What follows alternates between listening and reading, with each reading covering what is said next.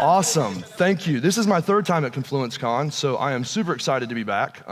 It says a lot that they let me come back. Obviously, we didn't get booed off stage, but I did piss somebody off. They let me follow Marty Weintraub, who's like one of my personal mentors and heroes, and who is always just so full of knowledge, and then I had to follow Google. So thanks for the awesome setup there. What I want to talk a little bit about is national brands, local prominence.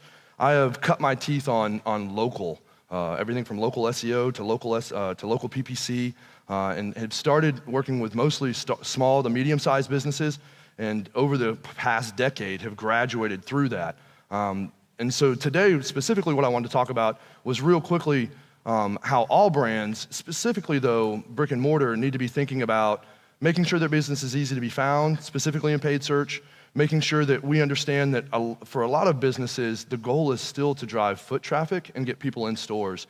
And then how do we measure things other than the traditional ways? So I know we all measure conversions on site. I know we all measure all the things that AdWords gives us from the platform itself, but what can we do to start to drive some true value and to show businesses how we can be a profit center outside of just the online presence?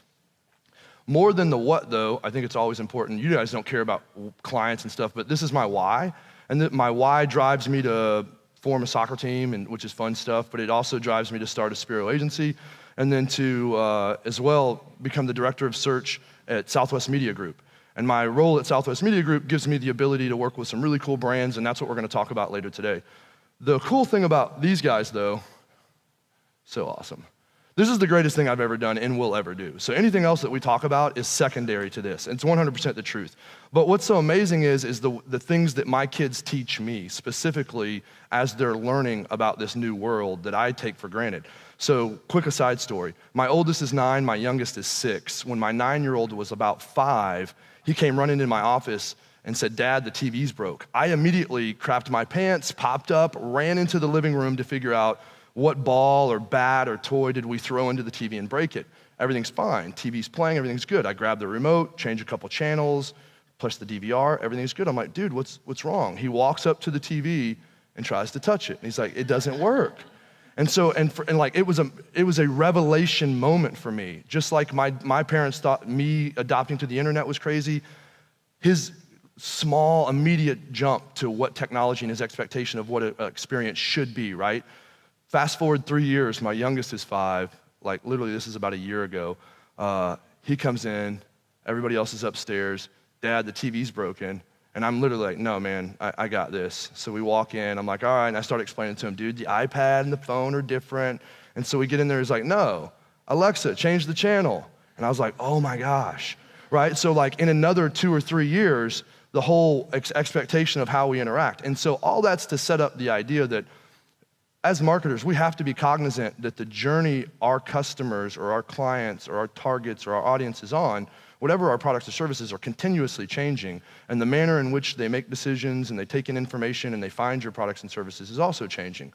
But with all that being said, to back that up 50 times per day, the Deloitte study in 2017 that came out said on average, so between ages 40 and 50, they check their phone 50 times a day. It goes up an integer of 1x for every decade you go lower. So 30 to 40-year-olds check their phone about 100 times a day. 20 to 30-year-olds check their phone about 150 times a day. And you get to 18 to 25 specifically, they can be in the 200 to 300 times per day they're checking their phone. So they're checking their phone, and they're using that to find information. My wife bought my kids an encyclopedia, book, and I was like, "Why? For what?" And it just dumbfounded me. And she was like, "And I get it though, there's the tactile experience and they have a plan, and we homeschool our 2 oldest, so every day they open the book and they randomly open it and they read pages, and it's a great way to find and gather more knowledge." But we use these devices in so many different ways. And so 64% of all in-store purchases are influenced by digital, according to a study by Deloitte in 2017. But the thing that really blows my mind is I get really excited. Oh, I can drive people to these sites and I can convert them online. I can show people sweet ads thanks to Facebook, and we can do all these really cool things.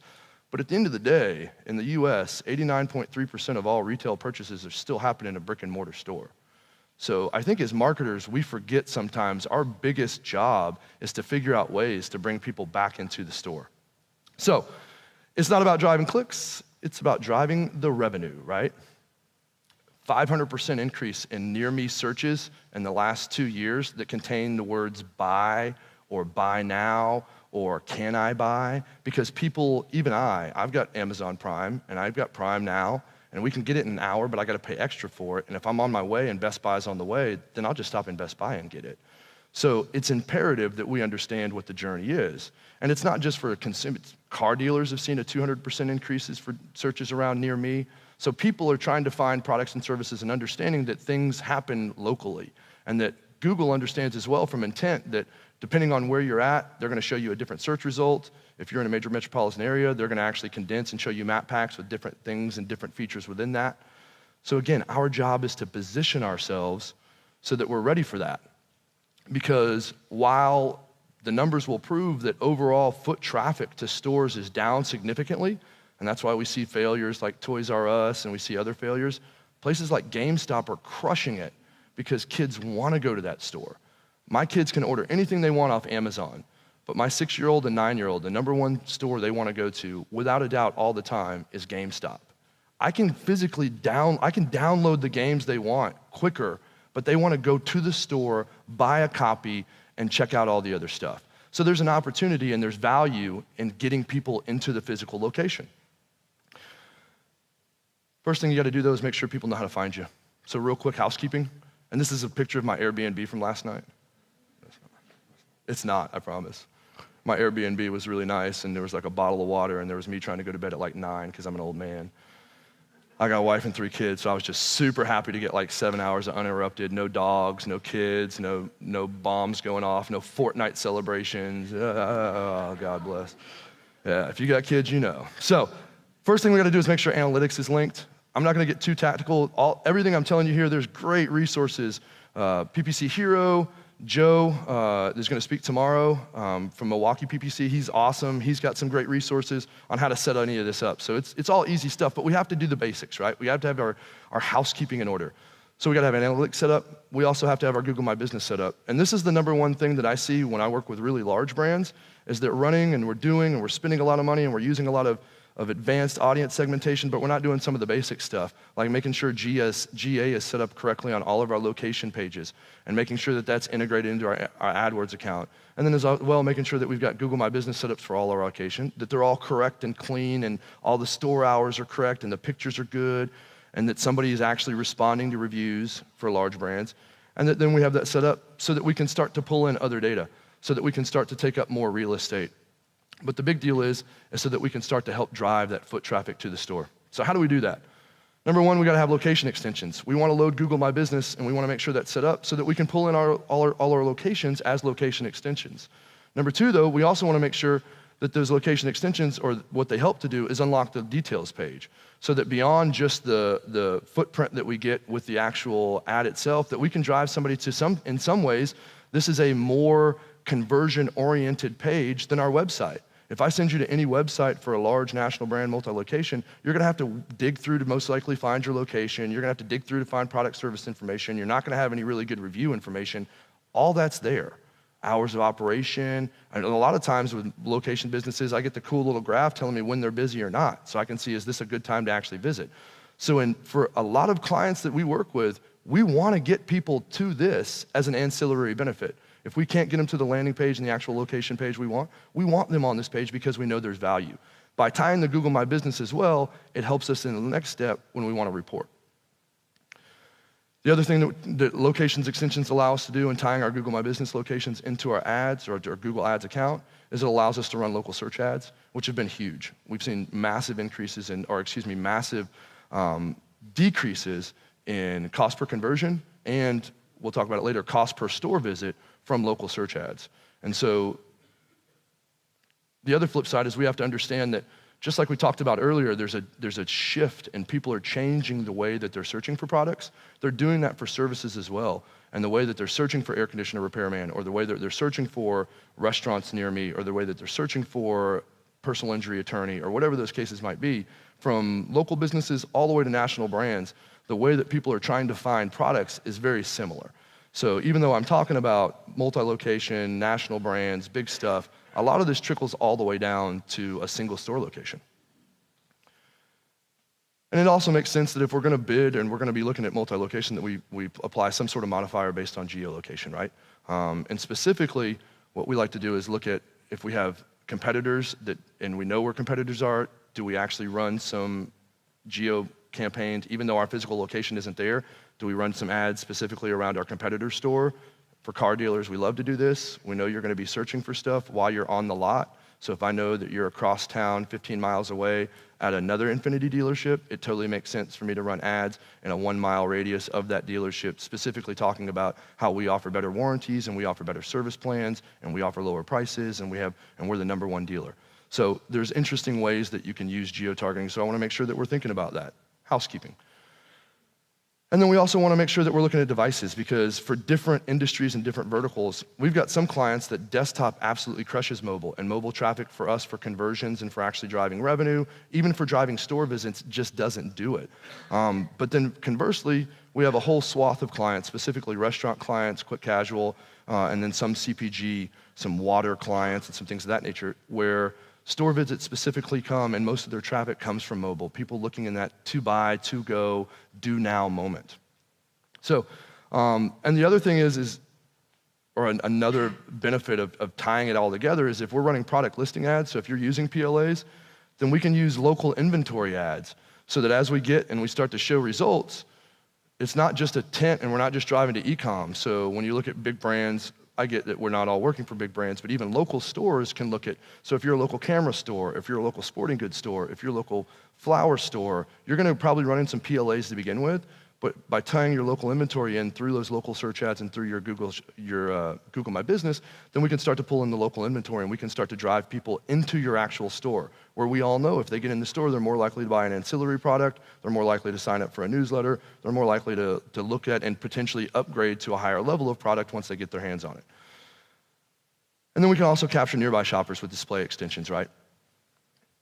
So we also have the ability with Google Display Network ads to expand and to actually offer locations and pull people in. So we're using display ads, which are super cheap, especially with remarketing. We're getting 25 and 30 cents cost per clicks, when on the front end for a search click, we're paying $5, $8, $12. So for us, an acquisition cost so much lower. And we're actually trying to drive them to a physical location. So it's not just a branding play. Still get the branding, love branding, need top of funnel awareness, but we can actually turn display, YouTube, and as well contextual search into store visit conversions. So this is, in my mind, my favorite part of my talk, and that's about what the future holds. Google announced in April, and they've been playing with this for a long time, and it's also available on Facebook to some degree, the ability to track store visits, which is kind of cool. In my mind, it's like the holy grail of retail, omni-channel experience attribution. And Facebook actually gives us the ability as well. We have several clients where we can track store visits and use store visit as a conversion goal to optimize towards, which is kind of a mind-blowing experience. So for brands that are, like traditionally, I've told pizza companies, like pizza restaurants, or fast food, fast casual, like it doesn't make sense. Your margins are so low, the cost per click can get so high, it doesn't make sense for us to actually go dip our toe into paid search or go dip our toe into, even to some degree, into Facebook ads, or knowing that our goal is actually driving a conversion. But if I can actually measure the conversions and measure whether or not somebody I showed an ad to visited your store, then the whole paradigm shifts on attribution, and the way that your businesses, even local businesses, start to look at channels completely shifts from an investment standpoint. First thing though, even beyond that is call tracking. It's scary how many companies, even big ones and little ones, still just throw a 1-800 number or still just throw their local number. CallRail's amazing. It integrates with just about every reporting platform you want to use, from Slido to Domo to they also have a plugin for Google Data Studio. So we love CallRail and use it on every client we can. And we use a CallRail call tracking number for our Google My Business number. And then we use CallRail's dynamic pool numbers to track SEO and to look at our organic calls generated. And then for every landing page we create unique URLs for those as well. So I'm a huge call tracking fan, because that call data is other offline data, right? That we want to make sure that we're cognizant of. And a lot of times those call data, specifically for brands like pizzas or restaurants, it leads to questions that leads to store visits, which is still 90% of the game for most of the retail businesses. And we wanna make sure I'm looking across all those channels, right? And pulling all those data points in. I don't wanna forget about anything, overlook anything. So the reason I like to tie my Google My Business is then I can start to pull in Google My Business Insights. And just like Marty said, I know that if I run brand-specific campaigns or if I run one channel that it's gonna bleed into other channels, well, I can specifically look at how we're targeting a specific store, a specific location, a specific market, and then pull in GMB insights, compare month over month, or set that against year over year and see where we had measurable growth in driving direction lookups, in phone calls, in actual visits to our GMB page, all of which I know are precursors and a necessary step for most people to still come into a business. Bright Local did a study a couple years ago, and something like 78% of people will still look up business information for a business that they've used habitually, use all the time, but just to see store hours or to make sure, to see if it's busy or things of that nature. So the Google My Business is an absolute precursor step to the conversion of somebody coming into the store itself. But the one that really excites me is this one up here. So store visit reporting. It is out and it's available. You have to have Google My Business set up for all your locations. You have to have at least, the last time I checked, 15 locations. They can go down lower. You just have to apply for it and really push your rep. And then there is some minimum spend around it, but it really varies by account. So we've had accounts that spend as little as $10,000 or $15,000 a month, which I know is still a lot of money to some people, get access to store visits, and I only have 10 or 15 stores, but they're actually driving enough foot traffic, and the brand itself is one where we're doing a small test and we can get bigger access. And then we've got some brands that are 400, 500 stores all over the country, and we're spending $150,000, $200,000 a month. And so we qualify in a much easier way there. But the real deal is just you have to reach out to your rep. There's no toggle switch. You can't go in and apply for it. You have to get your Google rep to actually get you access to the beta and then to the alpha. The store sales and the analytics CRM integration, to be honest, that's a step beyond us still because it takes so much from the vendor, from the provider side. I got to have an email address, and I have to be collecting email addresses at point of sale and have some sort of way to then attribute those back to that actual revenue. And most businesses' POS and order processing systems just aren't there yet from a retail side. We're going to see that start to really take off in the next 2 years. And that's kind of, antithetical to Marty's, they're trying to take away all the data. Yes and no. They're trying to take away the data about other people that we don't know, but to some degree, they're trying to tie the data that we do know about people and make it easier there. So yes, I'll get off all that. And then the third part is analytics CRM integration. That's the beautiful part if you've got the clients that's got the data, and we use Domo for that, and we have a couple clients specifically. Half Price Books allows us to do that, and then another client allows us to do that, which I can't say, but we start to pull in the data back from their CRM so we can start to match email addresses, match targeting, match using device IDs and using locations to try to pull some real data of, hey, these are who we showed the ads to, and these are how many people actually came to the store and purchased.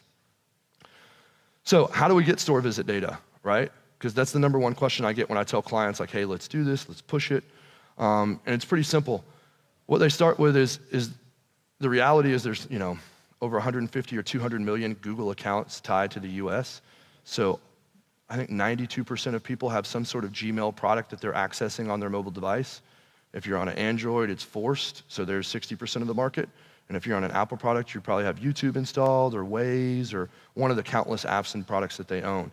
So all of that data, thanks to the privacy policy Google brought together and solidified and unified about 2 years ago, now gives them the ability to pull all that in. And as long as they anonymize it and they don't give us the ability to know where it's coming from, then we can start to use that to model and to attribute. So they're looking at your Waze data and where you're physically going to and the locations and the information you're giving on Waze. They're using triangulations of our cell phones, right? They're looking at the tower data that's already in the logs. They're looking at, as well, if you're in a Google product, if you're in YouTube, they're looking at the information YouTube gets. If you're in Google search and you're logged in, they're looking at the information that your IP address provides as well.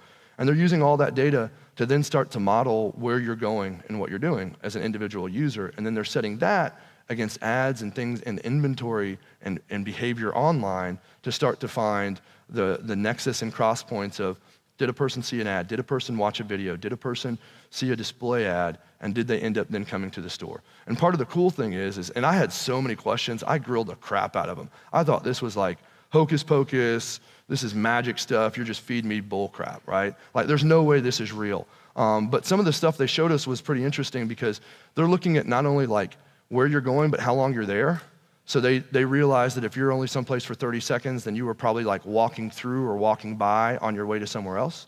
They also know that if you're there for like too long, if you're over there, if you're at a retail location for 4 hours, then you're probably an employee, or you're probably a vendor, or you're doing an activation, or you're there for some other event, so you're probably not a shopper.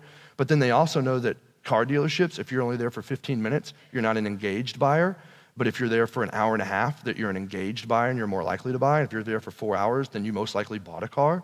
So it's interesting to see the level of attention and thought they're putting into the actual behavior within the data itself. So store visits, the cool thing is it's not only available for search, it's also available for display. And so we use it for display and remarketing ads, and which gets really cool because now I can actually drive with an offer of some sort, like come into the store for this, and see, did they actually go to the store? Not, I had to have them use some sort of coupon code that we don't always have. I can actually tell, did they come to the store? But we can also do it for YouTube. For brands like Home Depot, for brands like Lowe's, being able to run YouTube ads specifically around projects and project ideas and how-tos and how to repairs and how to fix sinks, how to fix fences, and then show a 6 or 12-second video bumper ad about how Home Depot has plumbing supplies. We've got the experts to help you if you run into issues, and where the nearest Home Depot is, then we can actually show Home Depot how that drove actual store visits and how people actually, at a reasonable cost, which is the real crazy part and the fun part I want to get to. So the store sales direct's in beta, but again, you just have to apply for it. There's no like minimum requirements. The big thing is you have to have the ability to provide them the data. So you have to be able to give them the store visits. You got to track and have the CRM to pull the Gmails and the email addresses out and actually pass back all the actual physical data regarding the transactions and revenue and the entire deal. Product sold, it gets fun, but most businesses just aren't set up yet at this point. And so Analytics Offers allows us to pull this in. So I can then take and import my store visit goals from AdWords back into Analytics and set those across other channels and compare that and start to see how it did against our broadcast, against our social, against other channels. Facebook actually allows, and I want to talk to Marty because I don't know if he has any experience, but Facebook actually allows for store visits as a goal as well. But it's a very similar deal. You got to have at least 5 or 10 locations. You have to be driving a minimum amount of foot traffic per month so that they can actually measure it and then model it. And then number 3, you got to spend a minimum amount per month. But it's the same deal. If you pop into Facebook chat, if you don't have a rep, request a rep, then you can request if you're spending enough, they will absolutely do what they can. Cool. Look at that. So, cost per store visits.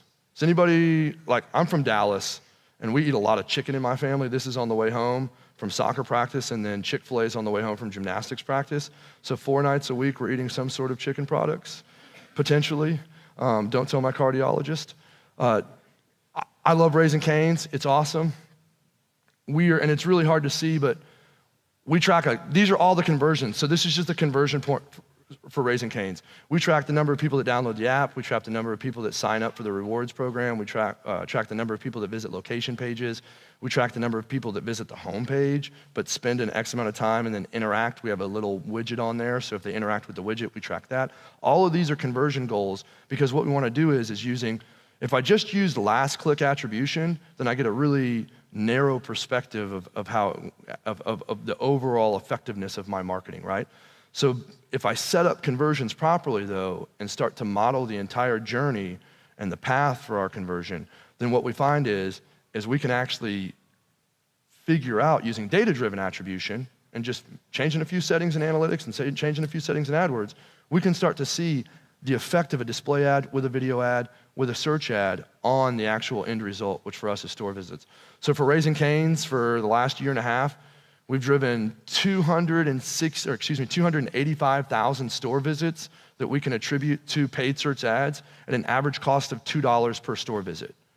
So if I went to most businesses and said, give me $2 and I'll have somebody come to your store and buy something, that's a no-brainer, right?